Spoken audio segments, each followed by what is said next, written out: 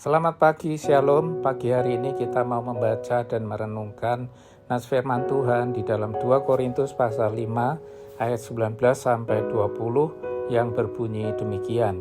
Sebab Allah mendamaikan dunia dengan dirinya oleh Kristus dengan tidak memperhitungkan pelanggaran mereka. Ia telah mempercayakan berita pendamaian itu kepada kami. Jadi kami ini adalah utusan-utusan Kristus. Seakan-akan Allah menasihati kamu dengan perantaraan kami. Dalam nama Kristus kami meminta kepadamu, berilah dirimu didamaikan dengan Allah. Dunia ini dipenuhi dengan permusuhan, kebencian, dan pertikaian. Ini merupakan cerminan dari kehidupan manusia yang terpisah jauh dari Allah. Manusia bermusuhan dengan Allah. Semua ini akan membawa kehidupan manusia kepada kehancuran dan kebinasaan. Namun syukur jika Allah berinisiatif melakukan karya pendamaian antara dunia dengan dirinya. Karya Kristus merupakan jalan pendamaian itu. Ayat 19 berkata, sebab Allah mendamaikan dunia dengan dirinya oleh Kristus. Di atas kayu salib, Kristus telah menjadi jembatan antara Allah yang kudus dan manusia yang berdosa.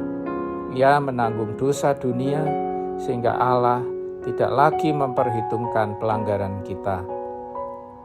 Namun ada sesuatu yang penting, bahwa berita pendamaian itu harus disampaikan kepada semua orang. Dan Allah telah mempercayakan berita pendamaian itu kepada kita. Kita adalah utusan-utusan Allah. Dalam bahasa aslinya kata utusan atau duta besar berarti seseorang yang berbicara atas nama raja atau pemerintah. Artinya, ketika kita bersaksi, kita tidak sekedar berbicara tentang Kristus, tapi kita berbicara untuk Kristus. Inilah panggilan misi kita, bukan sekedar mengundang orang ke gereja, tapi mendamaikan mereka dengan Allah. Berita pendamaian itu harus disampaikan kepada dunia, supaya dunia tahu bahwa mereka telah didamaikan dengan Allah. Nah, apakah Anda pernah mendengar kisah tentang Hiroo Onoda, tentara Jepang yang tidak menyadari bahwa perang sudah usai? Hiroo Onoda adalah seorang perwira angkatan darat Kekaisaran Jepang. Pada tahun 1944, ia dikirim ke Pulau Lubang di Filipina dengan perintah untuk melakukan perang gerilya melawan pasukan sekutu. Komandannya berpesan, "Kau tidak boleh menyerah. Kau tidak boleh mati bunuh diri. Bertahanlah sampai aku datang menjemputmu." Namun pada tahun 1945 kita tahu perang dunia berakhir, Jepang menyerah. Dan pesawat-pesawat menjatuhkan selebaran yang mengumumkan bahwa perang telah usai. Tapi Onoda tidak mempercayainya. Ia mengira itu hanya propaganda musuh.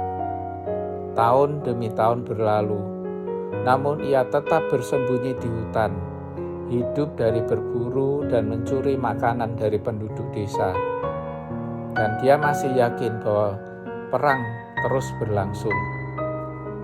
Akhirnya pada tahun 1974, seorang petualang muda dari Jepang bernama Norio Suzuki menemukannya. Suzuki mengatakan, "Perang sudah selesai, Pak Onoda." Tapi Onoda tetap tidak percaya, kecuali komandannya sendiri yang menyatakan perintah untuk berhenti bertempur. Maka pemerintah Jepang menemukan kembali mantan komandannya, yaitu Mayor Taniguchi, yang sudah lama pensiun dan bekerja sebagai penjual buku. Dia dibawa ke Filipina dan di hadapan Onoda ia membacakan perintah resmi penghentian perang. Baru saat itu Setelah 29 tahun bersembunyi, Onoda menurunkan senjatanya. Ia menangis dan berkata, "Betapa sia-sianya hidup saya. Saya berjuang dalam perang yang sudah lama berakhir." Kisah ini adalah gambaran yang sangat jelas tentang banyak orang saat ini. Mereka masih berperang dalam batin mereka, padahal Kristus sudah memenangkan perdamaian di atas kayu salib. 2 Korintus pasal 5 ayat 19 berkata, "Sebab Allah mendamaikan dunia dengan dirinya oleh Kristus." Yesus sudah mengakhiri perang antara Allah dan manusia. Tetapi banyak orang masih hidup seolah-olah Allah adalah musuh mereka, berusaha membuktikan diri, bersembunyi dalam rasa bersalah, atau tetap hidup dalam dosa, seakan salib belum terjadi. Kabar baiknya adalah bahwa karya pendamaian sudah selesai. Di atas kayu salib Yesus berkata, "Sudah selesai." Sekarang tugas kita sebagai duta Kristus adalah datang kepada dunia yang masih bersembunyi di hutan dosa dan berkata, "Perang sudah berakhir. Allah sudah mengampunimu. Mari berdamai dengannya." Amin. Mari kita berdoa.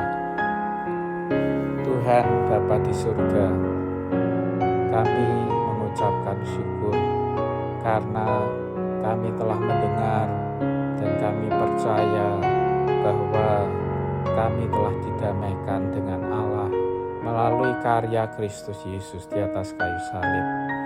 Kami mengucapkan syukur ya Tuhan, karena kami sudah memperoleh damai sejahtera itu. Hati kami merasakan kedamaian ada di hadapan hadirat-Mu ya Tuhan.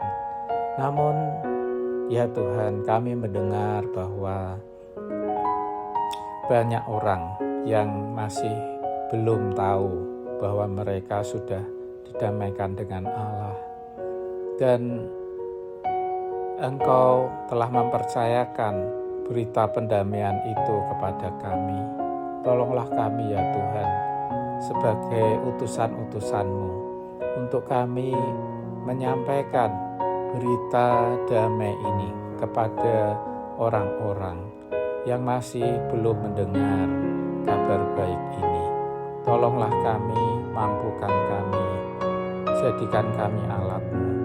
Terima kasih ya Tuhan, kami menyerahkan hari ini kepadamu, biar Tuhan yang memimpin menyertai kehidupan kami. Di dalam nama Tuhan Yesus Kristus kami berdoa. Amin. Selamat pagi, selamat beraktivitas, Tuhan Yesus memberkati.